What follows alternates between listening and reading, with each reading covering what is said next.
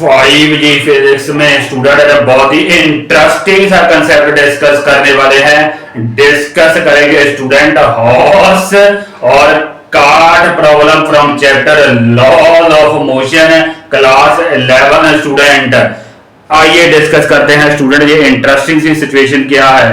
यहाँ student basically एक horse है और उस हॉर्स के स्टूडेंट ये एक रोप है and a trolley या cart student is tied to this rope. This system is moving forward with acceleration a student. आइए देखते हैं कैसे इस सिचुएशन को सॉल्व करना है और कैसे वो रिजल्टिंग एक्सेलरेशन कैलकुलेट करनी है। ये स्टूडेंट हमारा बेसिकली हॉर्स की लेग है। When it applies force on the ground student in inclined direction downward like this, downward in this direction student, inclined downward direction like this। तो ये force student basically action and reaction equal होते हैं।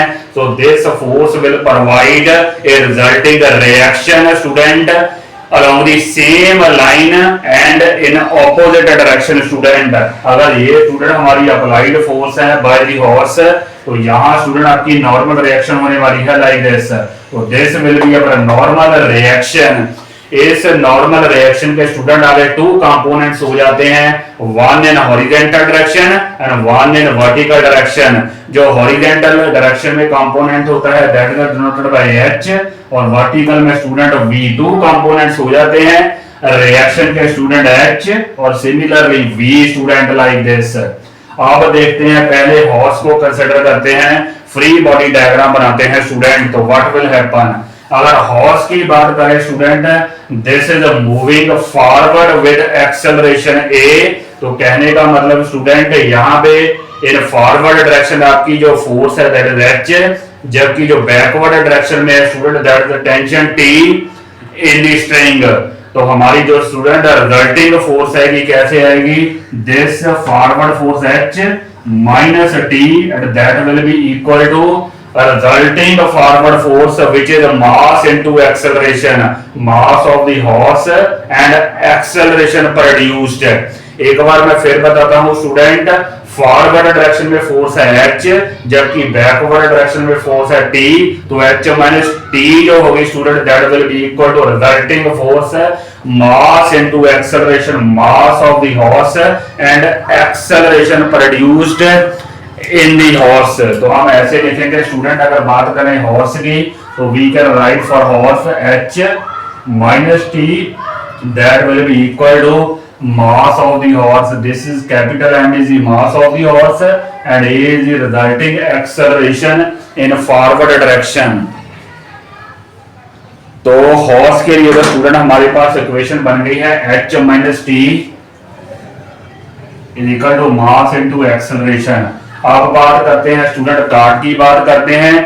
Cart के लिए student हमारी जो forward force है that is basically T, tension in the string. अगर बात करें बैकवर्ड फोर्स की तो बैकवर्ड फोर्स है स्टूडेंट दिस फ्रिक्शनल फोर्स।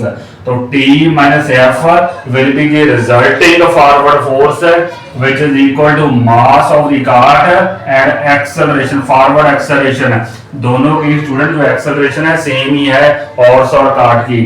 तो कार्ट के लिए this is for horse, horse के लिए स्टूडेंट हमारा h minus T is equal to M A, जबकि कार्ट के लिए फॉरवर्ड फोर्स है t, जबकि बैकवर्ड फोर्स है फ्रिक्शनल फोर्स। उसके बाद student that is equal to mass of cart and acceleration. Acceleration दोनों ही केसेस में स्टूडेंट सेम है। दोनों ही इक्वेशन को अगर हम स्टूडेंट ऐड अप कर दें, एडिंग 1 एंड 2, दोनों को ऐड अप करेंगे स्टूडेंट, t से t तो कैंसिल हो जाएगा।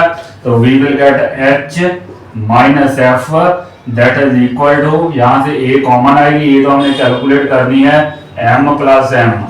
तो in this way we can calculate the acceleration. तो एक्सेलरेशन स्टूडेंट हमारे पास आ रही है h minus F over m plus m। This is our acceleration where f student जो है f stands for, f student हमारी किसके इक्वल होती है, म्यू के आर के इक्वल होती है स्टूडेंट, म्यू के आर के। तो this is our standard expression for acceleration of horse cart system. एक बार फिर से डिस्कस करते हैं स्टूडेंट। ये हॉर्स की जो लेग है, this is exerting inclined force in the downward direction on the ground.